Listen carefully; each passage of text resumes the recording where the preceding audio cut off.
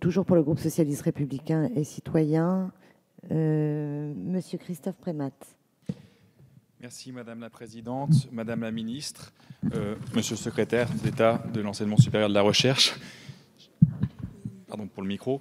J'aimerais revenir sur la question des innovations pédagogiques dans l'enseignement supérieur. Je vous remercie d'ailleurs d'avoir insisté dans votre propos sur cet aspect et d'avoir rappelé que la dynamique innovante est consubstantielle à l'histoire de l'université. Je trouve que le commentaire sur Platon-Aristote était tout à fait convaincant. Avec de nombreux rapports institutionnels ont mis en évidence la nécessité d'utiliser les opportunités numériques pour améliorer les conditions de diffusion du savoir à l'université.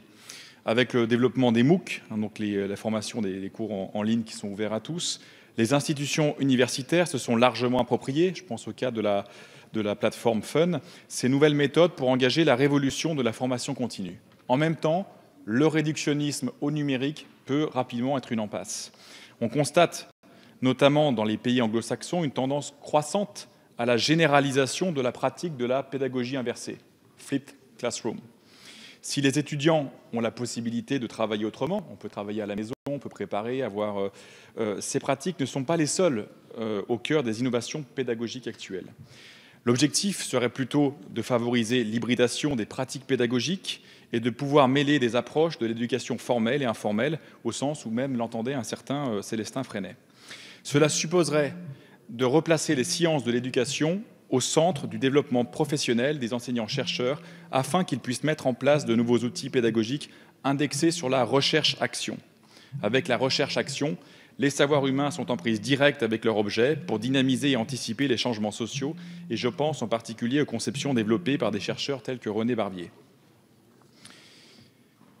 Le processus de Bologne a permis de créer un marché de l'éducation avec des diplômes standardisés. Il est important, dans le même temps, de résister à cette bureaucratisation envahissante et de renouveler l'approche institutionnelle en impliquant les étudiants autour de nouveaux questionnements.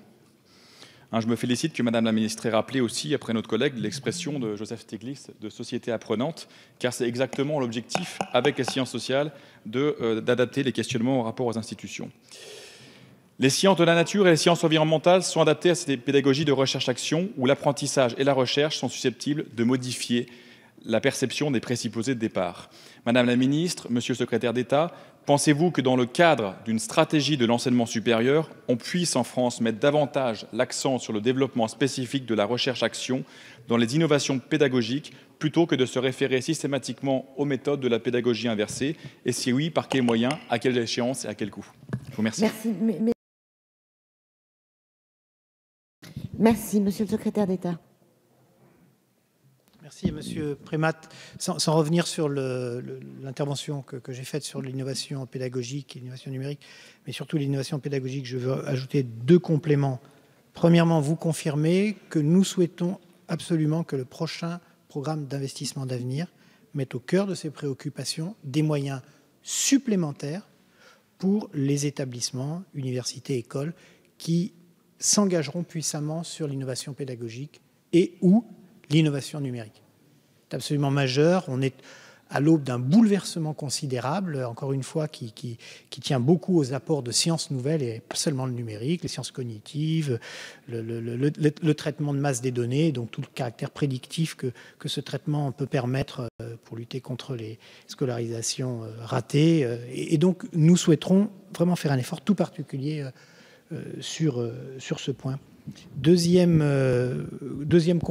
complément d'information, il y a un sujet de valorisation de ce qui se fait déjà au quotidien dans les universités ou dans les écoles qui est absolument considérable. Il y a énormément d'initiatives très intéressantes, de réussite en première année de licence, d'orientation, de scolarité inversée, les classes de la pédagogie inversée, d'évaluation des enseignements par les étudiants, qui me semble une voie sur laquelle il faut aller, que nous allons chercher à travers le prix de l'innovation à mieux valoriser, pas les valoriser pour féliciter seulement les pionniers, mais aussi pour organiser les conditions de la transférabilité de ces initiatives dans l'ensemble de l'organisation de l'enseignement supérieur.